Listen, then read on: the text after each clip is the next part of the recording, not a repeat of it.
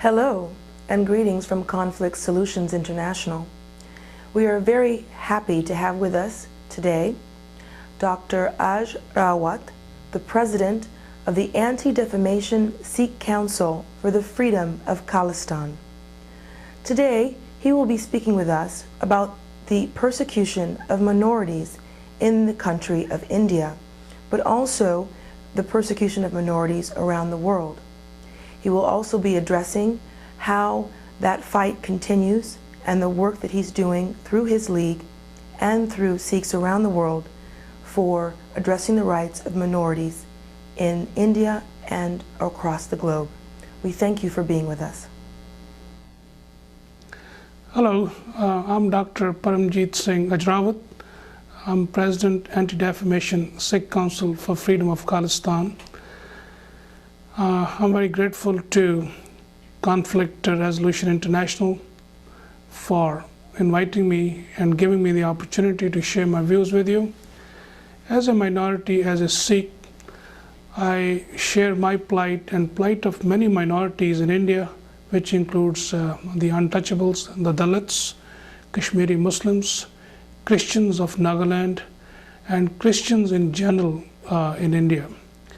We have all seen from time to time the movies, the pictures, read in the newspapers, how black untouchables have been treated worse than the animals, the way by the majority, the Brahmanical group and the radical group.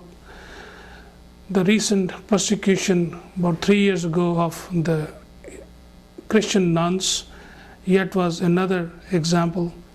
The persecution of thousands of Kashmiris in cold blood, and then over 300,000 Sikhs who have been killed and massacred in cold blood, and the persecution of the Nagas, who are freedom-loving people, who are a sovereign nation like the Sikhs, and who have been fighting for the freedom in Nagaland, which is west of Myanmar, or the old name Burma.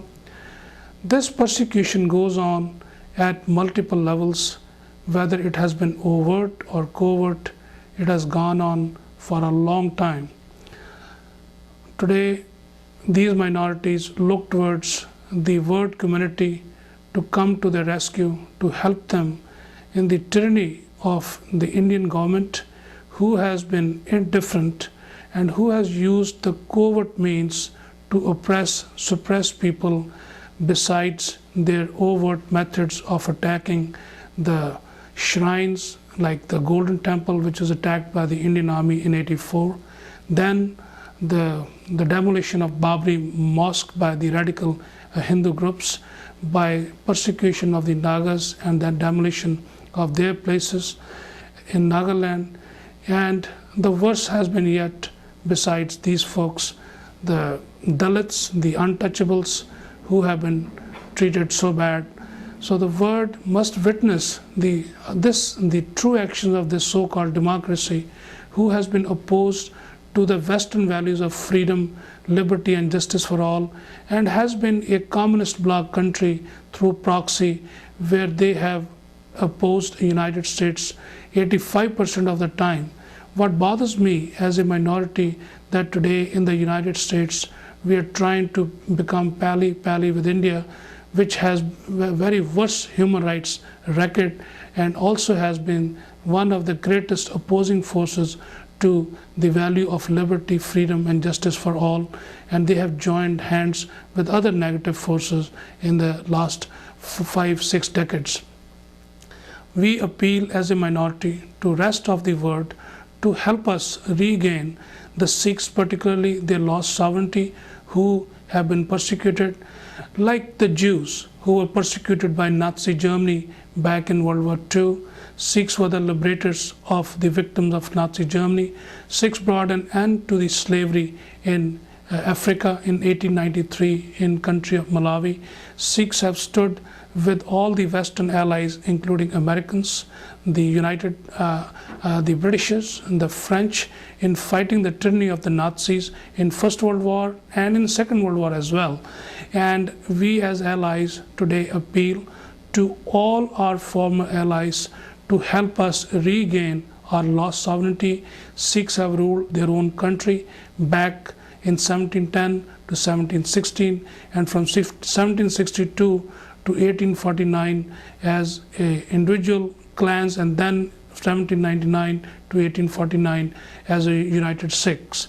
And in the divide of the country in 1947, because of the covert and underhand forces which were introduced amongst the Sikhs by the leadership Nehru, Gandhi, Patel, we lost our sovereignty again, and today we face the dilemma where we have been undermined by all Machiavellian tactics, where our riparian rights have been violated, where Sikhs, they have introduced the drugs amongst the Sikh youth, like the Britishers introduced the opium wars in Hong Kong, in China in 1820s.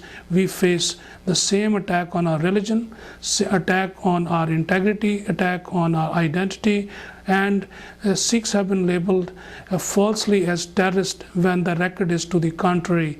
A ecumenical people, an ecumenical religion, tolerant of all other religions, and a major world religion, one of the 6 world religions. Sikhs today want everybody to look into our plight, into our difficulty, and help us overcome this pain and suffering of Holocaust, genocide, defamation, and help us move into that freedom march which President Bush has very carefully and been telling the world that freedom is a birthright of every nation and is a gift from God. He quoted Gandhi, and I will say that freedom is not only a gift from God but from our gurus, and it's a birthright of the Sikh nation.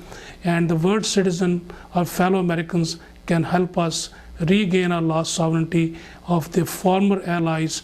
You call them Sikhs, and the country we aspire to have is Khalistan, which is northwest of Delhi and in the western part of India, Punjab, Khalistan.